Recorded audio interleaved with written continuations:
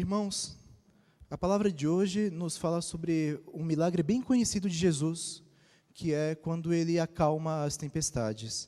Realmente, por vezes, nós enfrentamos dificuldades em nossas vidas. A situação muda de repente, ficamos como se o chão sumisse debaixo de nossos pés. Andamos, avançamos e temos a certeza de que temos que andar por esse caminho, mas ainda assim, mesmo obedecendo a palavra de Deus, encontramos obstáculos, encontramos pedras gigantescas no meio do nosso caminho. No entanto, irmãos, lembremos que as Escrituras nos dizem e afirmam no Salmo 52, versículo 1, que a bondade de Deus permanece continuamente, e que Ele é soberano e que tem um propósito para todas as coisas. Então, realmente, mesmo com toda a dificuldade que enfrentamos, temos que ter essa certeza de que Deus é soberano e Deus ordena todas as coisas. Amados, gostaria de compartilhar com vocês um pouco sobre a história da missionária Elisabeth Elliot, que faleceu em junho deste ano. Ela é bem conhecida, mas na história dela está escrito que assim que ela concluiu seus estudos, ela atendeu o chamado missionário e foi até o Equador para evangelizar a tribo dos Quichua, no meado do século XX. E lá, no campo de missão, ele encontrou aquele que seria o seu esposo, Jim Elliot, também missionário.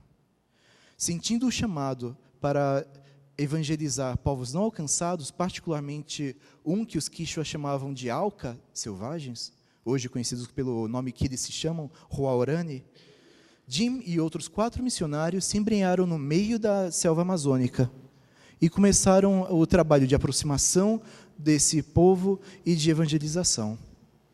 Após alguns contatos aparentemente bem-sucedidos, os Auca, os Huaorani, se revoltam contra eles. Eles são atacados de maneira violenta com lanças. Assim, Jim e os outros 4 missionários são mortos. A filha de Jim e Elizabeth Elliot tinha 10 meses quando seu pai foi brutalmente assassinado. A tempestade chegou em suas vidas. No texto de hoje, irmãos, após um longo dia de ensino junto ao Mar da Galileia, também conhecido como Lago de Genezaré, tem vários nomes esse corpo de água. Jesus, nosso Senhor, pediu para que os discípulos atravessassem para o outro lado, na direção da cidade de Gerar, ou em Mateus, Gadara, onde ele encontraria com aquele senhor que teria 2.000 demônios expulsos dele, mas isso é uma história para outro dia. Então, durante esse dia, Jesus utilizou a popa de um navio como púlpito e pregou para aquele povo, para as multidões, sobre o poder do Evangelho, sobre o poder da palavra de Deus. E tendo despedido a multidão, o texto nos diz que os discípulos levaram Jesus, assim como estava no barco, e outros barcos o seguiram. Irmãos, lembremos que Jesus tinha mais discípulos além dos 12, e provavelmente estes outros discípulos estavam seguindo a eles. No entanto, uma tempestade subitamente envolve eles, e assim eles se viram jogados diante da fúria dos elementos. E este é o primeiro ponto que eu gostaria de destacar para os irmãos. Então, irmão Cássio, as tempestades da vida são inesperadas, perigosas, não administráveis e surpreendentes. Ora, irmãos, as tempestades da vida de fato não são esperadas. Realmente, os discípulos, e 4 deles eram pescadores e viviam do labor de pescar neste lago, nesse corpo de água, estavam bem familiarizados com este cenário, com esse terreno ao redor dele, bem como as dimensões deste lago. Só para os irmãos terem uma ideia, quando a gente fala do Mar da Galileia, o Lago de Genezaré, Mar de Tiberíades, qualquer que seja o nome que o evangelista dê para esse corpo de água, estamos falando de um corpo de água de 13 quilômetros de extensão de leste a oeste e 21 quilômetros de norte a sul. Não é tão grande assim. E como é uma extensão do Rio Jordão, como os irmãos sabem, fica localizado abaixo do nível do mar, este lago está localizado numa depressão. e rodeado por altos montes ao redor dele, e tendo apenas a parte norte e sul abertas. E, de fato, embora seja localizado nessa depressão, abaixo do nível do mar, ele tem suas águas alimentadas pelo degelo do Monte Hermon ao norte. E quando as correntes de ar frio descem através das passagens dos montes ao redor, como se fosse um labirinto, acelerando o vento cada vez mais, e essa massa de ar frio chega em cima da água quente, acima do lago, súbitas tempestades se formam. E é inevitável que aconteçam ventos terríveis, ondas violentas num lago, e que castigam os barcos que eventualmente estiverem na sua superfície. Então, realmente as tempestades acontecem de uma hora para outra. Também as tempestades da vida são perigosas. Quando comparamos o relato dos evangelhos, nós vemos que Mateus trata esse evento de uma maneira diferente dos outros dois. Marcos e Lucas falam simplesmente de uma grande tempestade, com rajadas de vento e ondas castigando o mar. Já Mateus trata o evento como se fosse um maremoto, utilizando a palavra equivalente a terremoto, sismo, para tratar sobre isso. Então, realmente, imaginem um lago, como temos aqui perto da nossa cidade de São Paulo, embora as nossas represas estejam cada vez mais secas, mas, tirando esse detalhe, imaginem um lago em que, de repente, aquela calmaria, aquela água calma, se torna como se fosse um terremoto, um maremoto. A água se balança de um lado para o outro e você vê aquela água entrando dentro do seu barco, e o barco de pescaria naquela época não era tão grande, como evidências arqueológicas evidenciam. Então, realmente, irmãos, era uma situação bem assustadora. E um terceiro item, as tempestades da vida não são administráveis. De fato, as tempestades são maiores que nossas forças. O problema que os discípulos enfrentaram naquela situação era muito maior do que a capacidade deles de administrarem aquela situação. E estamos falando de pescadores experientes. Eles viram aquela tempestade e não sabiam, em sua experiência, eles não conseguiram encontrar como enfrentar aquela situação. E as ondas quebravam contra um barco e estavam enchendo já de água, de maneira que eles ficaram enchidos, tomados pelo medo, e o barco a ponto de naufragar. E também as tempestades da vida são surpreendentes. Essas tempestades podem transformar cenários domésticos, familiares, em cenários ameaçadores. Vários discípulos eram experientes pescadores, como já repetimos algumas vezes. Eles conheciam muito bem aquele mar, aquele lago, sabiam muito bem dos perigos. E, de fato, quando vemos um corpo d'água como esse, em que pode haver tempestades súbitas, e até hoje, quem faz turismo lá em Israel já comentou que tem que tomar cuidado quando vai passear por lá. Imaginem os discípulos 2000 anos atrás. Provavelmente eles perderam amigos, conhecidos, colaboradores naquele mar, naquele lago. Eles conheciam muito bem o Mar da Galileia, suas tempestades, conheciam muito bem aquele ambiente, e ainda assim eles se assustaram. Como se não bastassem esses conflitos que enfrentamos durante as tempestades de nossa vida, temos também conflitos internos que temos que enfrentar, e este é o segundo ponto nosso. O reverendo Hernandes Dias Lopes menciona que, durante as tempestades da vida, precisamos conciliar a tempestade com a obediência a Cristo, conciliar a tempestade com a presença de Cristo e conciliar essa tempestade com o sono de Cristo. E pergunto para os irmãos, como que conciliamos a tempestade com a obediência a Cristo? É uma situação bem difícil, não acham? Parece algo natural enfrentarmos dificuldades, enfrentarmos problemas, quando estamos desobedecendo a Deus. E, de fato, este foi o problema do profeta Jonas. Ao receber a palavra de Deus para ser pregada aos ninivitas, ao invés de obedecer de maneira fiel o chamado de profeta e proclamar a palavra de Deus, ele correu para o outro lado. Ele foi não para Nínive, mas para Tarsis. E a Bíblia nos registra que ele foi para longe da presença do Senhor, de modo que o Senhor lançou sobre o mar um forte vento e fez-se no mar uma grande tempestade, e o navio estava a ponto de se despedaçar. Parece semelhante ao texto que nós estamos lendo hoje. Não acham?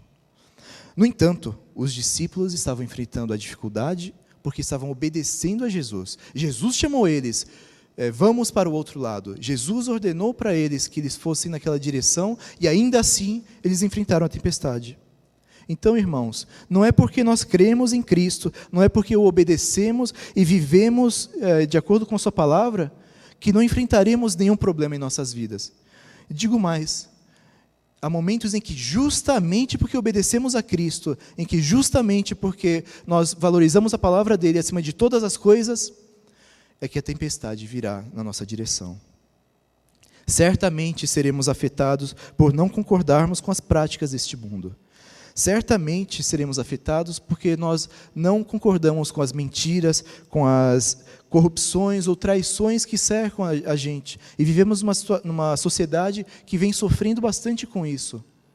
Temos uma das maiores empresas do mundo, que era muito respeitada na sua área, Petrobras, que está sendo totalmente dizimada pela roubalheira, pela corrupção que vem acontecendo. Não vou comentar mais sobre isso, mas apenas para que nós pensemos, irmãos. Nosso país está numa situação terrível. Mas nós, como cristãos, temos o dever de nos opormos a essa situação terrível. Temos o dever de darmos um basta, não de aceitarmos as situações, as corrupções, as mentiras, as práticas comuns de nossa sociedade, mas sim de trazermos a medida, a ética de Cristo para o nosso redor. Então, certamente, o mundo odiou a Cristo e vai nos odiar.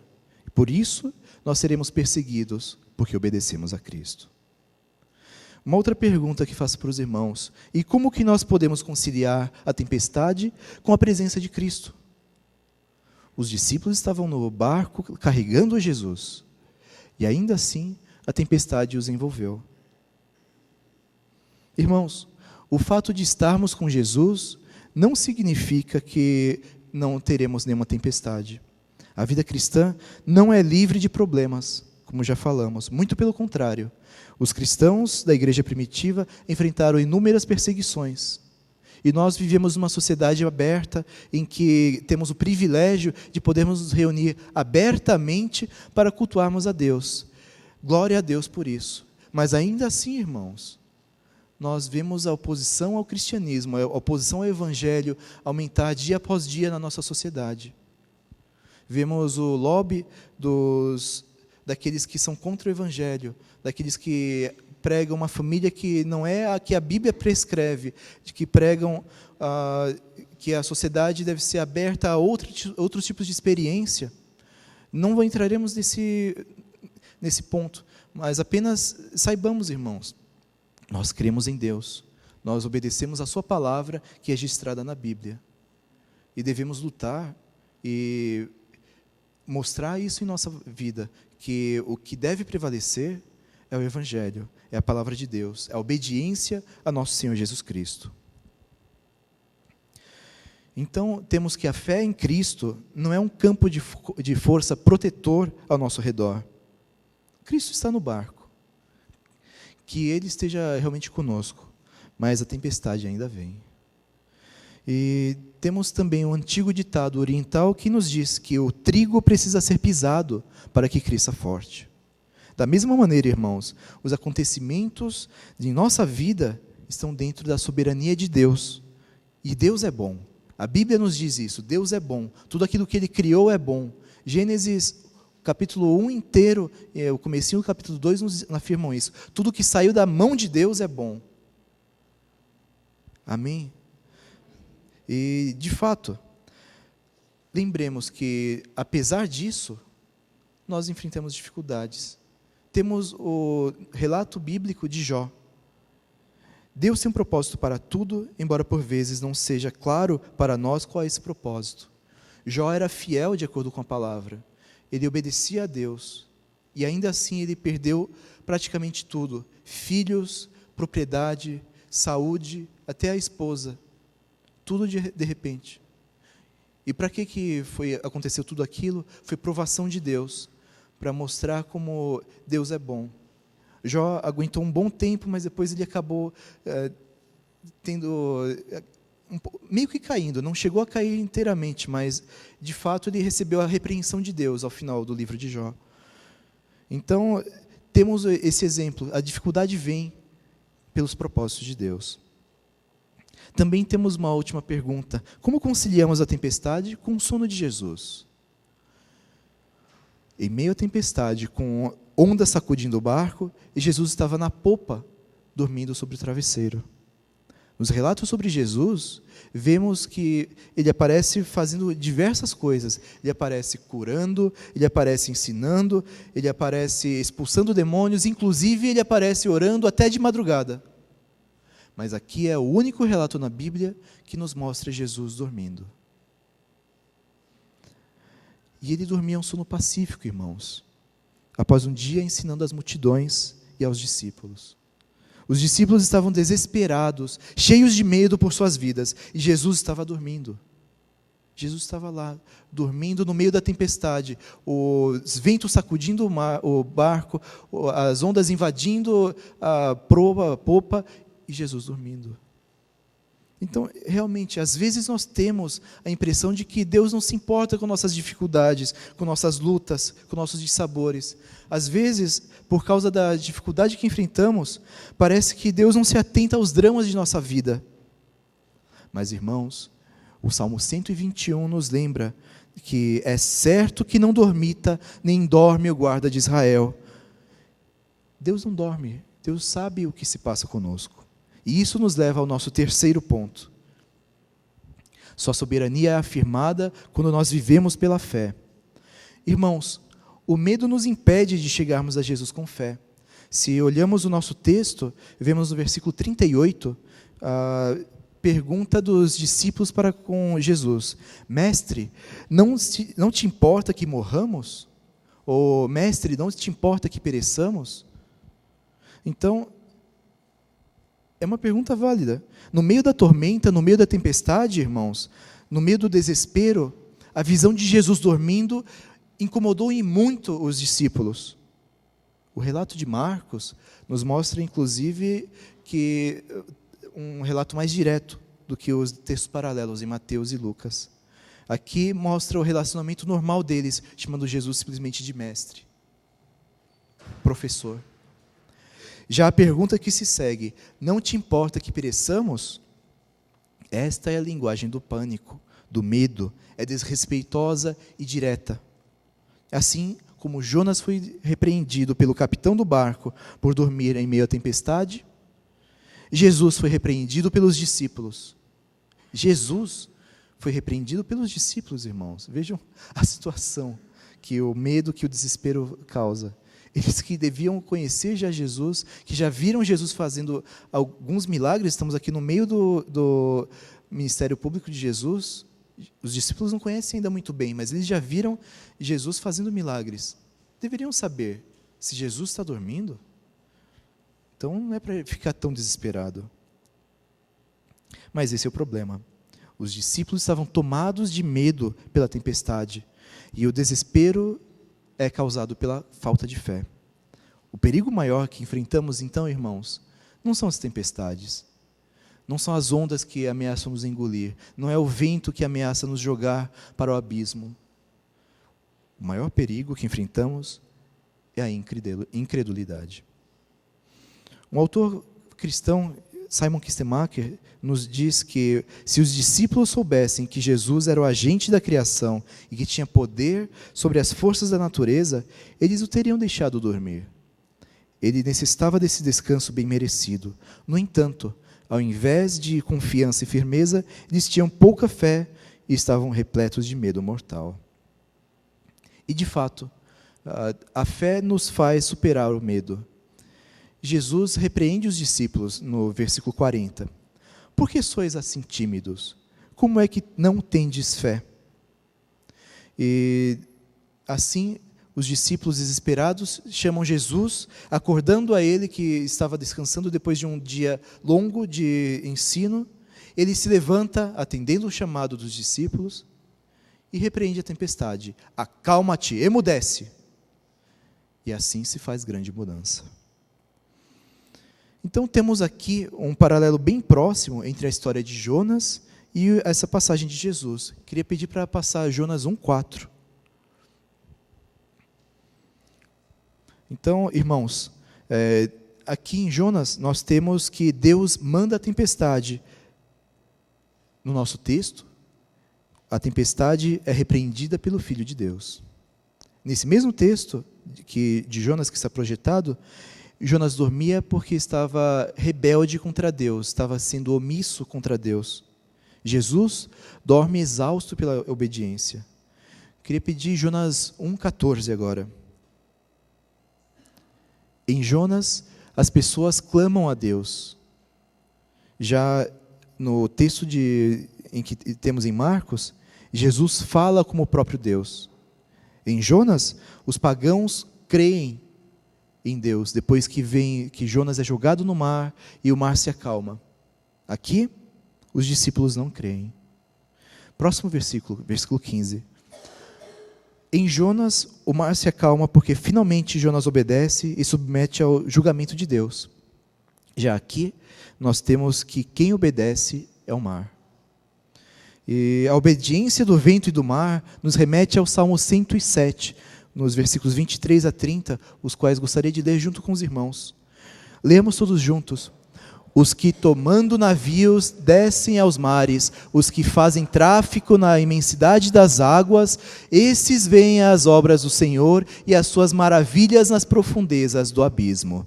Pois ele falou e fez levantar o vento tempestuoso que elevou as ondas do mar. Subiram até aos céus, desceram até aos abismos, no meio destas angústias desfalecia-lhes a alma. Andaram e cambalearam como ébrios e perderam todo o tino. Então, na sua angústia, clamaram ao Senhor, e Ele os livrou das suas tribulações. Fez cessar a tormenta, e as ondas se acalmaram. Então se alegraram com a bonança, e assim os levou ao desejado porto. Irmãos, citando de novo aquele teólogo que mencionamos, Simon Kistemaker, no seu livro sobre os milagres de Jesus, ele nos diz que é o medo uma reação natural a forças externas? O medo sempre demonstra a falta de fé? Os cristãos deveriam ficar com medo? Boas perguntas essa. E ele segue. A resposta a essas perguntas é que o medo de fato afasta a fé. Por outro lado, a fé abole o medo. Nos evangelhos, Atos e Apocalipse, Jesus repetidamente diz ao seu povo: não temais. Ele deu aos seus seguidores esta promessa: estarei convosco até o final dos tempos. Em Mateus 28:20. Sempre que estejamos em uma situação que cause medo como reação natural, devemos nos lembrar que o medo deve nos levar a Jesus e não nos afastar dele. Ele sempre fica ao nosso lado e nos encoraja. Jesus nos liberta do medo. E assim, um último ponto que gostaria de meditar com os irmãos: pela fé conhecemos a Jesus. Então, no versículo 41 do nosso texto, nós temos a última pergunta dos discípulos: quem é este que até o vento e o mar lhe obedecem? Irmãos, temos aqui uma narrativa de progressão do medo dos discípulos. Eles, a princípio, quando vem a tempestade, ficam apenas intimidados. Com temor por suas vidas, com certeza, mas intimidados.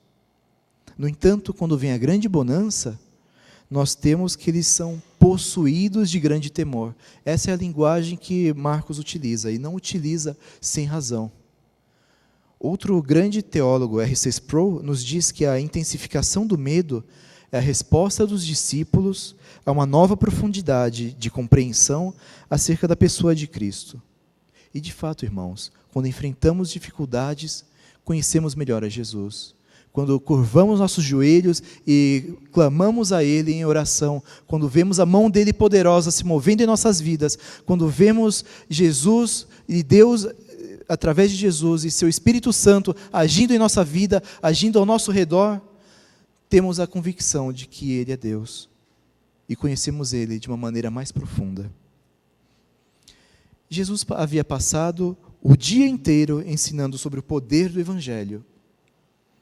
Irmãos, de onde vem esse poder do Evangelho, afinal? Pois eu digo de onde vem. Ele vem daquele a quem repreende o vento e o mar, e estes obedecem. Ele vem daquele que criou todas as coisas. Quem é este que até os elementos obedecem e conhecem? Quem respondeu essa pergunta muito bem foi um dos discípulos, Simão Pedro, em uma outra passagem. Ele disse que tu és o Cristo, o Filho do Deus vivo. E por isso, irmãos, sabemos que o Evangelho tem poder, porque o Evangelho aponta para Jesus Cristo. A fundação do Evangelho é o poder salvador de Jesus Cristo. Então, concluindo, irmãos, a nossa palavra de hoje, as Escrituras nos ensinam a temer a Deus e a amá-lo sobre todas as coisas. Temos o grande mandamento de Deus. Quando Jesus é questionado sobre isso por um fariseu, ele responde: o maior mandamento é este, citando Deuteronômio, capítulo 6, versículo 5, que ame a Deus com toda a sua força, com todo o seu coração, com toda a sua alma, toda a sua força. E em Lucas ele acrescenta com todo o coração, alma, força, entendimento. Para a gente lembrar facilmente, lembramos de café. Coração, alma, força, entendimento. Mera curiosidade. Mas expressemos esse temor a Deus, irmãos, quando vivemos em harmonia e com sua palavra e com todos os seus preceitos. E, de fato, o temor reverencial a Deus é uma das maiores riquezas espirituais que nós podemos alcançar. Deus é o Criador de todas as coisas. Deus é o soberano Senhor de todo o universo. Ele está no controle de toda a situação, irmãos, mesmo com relação às tempestades que, de um jeito ou de outro, avançam diante de nossa vida. Retomando a história que eu compartilhei com os irmãos no começo da pregação, a missionária Elizabeth Elliot, vendo a morte do seu esposo, se reúne com as outras esposas dos missionários mortos e toma uma grande decisão. Elas resolvem permanecer no Equador, resolvem ainda mais compartilhar a palavra de Deus com aqueles que haviam assassinado os seus maridos. E esse foi um grande mistério. O Huaorani, aquele povo, não conseguia entender. Por que vocês estão aqui? Nós matamos seus maridos, por que vocês estão compartilhando essa palavra? Quem é esse Jesus que vocês estão falando? E elas compartilharam a palavra de Deus, o Evangelho, com aqueles que haviam assassinado a lanças os seus amados. O martírio desses homens. E a impressionante história da transformação dessa tribo por meio do poder do Evangelho. Registrado no livro dessa missionária, em português, através dos portais do Esplendor, disponível para os irmãos que tiverem curiosidade, levaram ao novo influxo de missionários ao longo do século XX. O relato dessa missionária desafiou jovens ao redor do mundo a atenderem o chamado missionário. Elizabeth Elliot faleceu aos 88 anos e foi autora de inúmeros livros e impactou inúmeras vidas através do seu testemunho. Como tem sido nossa vida? E apenas algumas perguntas para reflexão. A nossa fé tem sido maior do que o nosso medo, irmãos? Quando enfrentamos as dificuldades da nossa vida, seja um chefe na empresa onde trabalhamos, que tem colocado dificuldades atrás de dificuldades, seja no nosso negócio, irmãos, que vivemos numa época de crise no Brasil, está difícil de fazer negócio. Eu sei que alguns irmãos têm sofrido com isso. Tem alguns clientes meus lá na empresa de resseguro que emitiram 2 apólices no ano inteiro. A gente está numa situação difícil, a gente diria que a gente está no meio da tempestade. Mas, no meio dessa dificuldade, a gente deixa que o medo se apodere de nossa vida? ou a gente, pela fé, responde o chamado de Deus e combate este medo? Ainda mais, irmãos, a quem tememos? As tempestades? De fato, as tempestades se juntam de maneira gigantesca diante de nós. Parece que vão engolir a gente vivo. Parece que não temos esperança, que tudo é trevas, que não temos salvação. Mas, irmãos, nós cremos num Senhor, que é Senhor inclusive sobre as tempestades. A quem tememos? As tempestades ou ao Senhor das tempestades? Então, de fato, se tivermos uma situação, irmãos, que nos enche de medo, o problema não é que a nossa preocupação é muito grande. O problema, sim, é que a nossa visão de Jesus é muito pequena. Se temos uma dificuldade que nos impede de enxergar Jesus corretamente, temos que ampliar nossa visão de Jesus. E lembremos que nosso Senhor Jesus é vitorioso. Em Romanos 8, temos bem claro que Jesus venceu sobre todas as coisas, que nós já temos a vitória em Cristo. E Ele é vitorioso sobre cada uma das circunstâncias, sobre cada um dos inimigos. Ele é vitorioso sobre os perigos, é vitorioso sobre os demônios, é vitorioso sobre as enfermidades e vitorioso sobre a morte. Irmãos, confiando no nosso Senhor Jesus Cristo, que tenhamos essa vitória nele também. E assim, que nosso Deus abençoe os irmãos em nome de Jesus Cristo. E desejo que os irmãos de nossa amada Igreja Água Viva confiem em Jesus e deixem sua soberana bondade agir para sua honra e glória. Amém, irmãos? Oremos.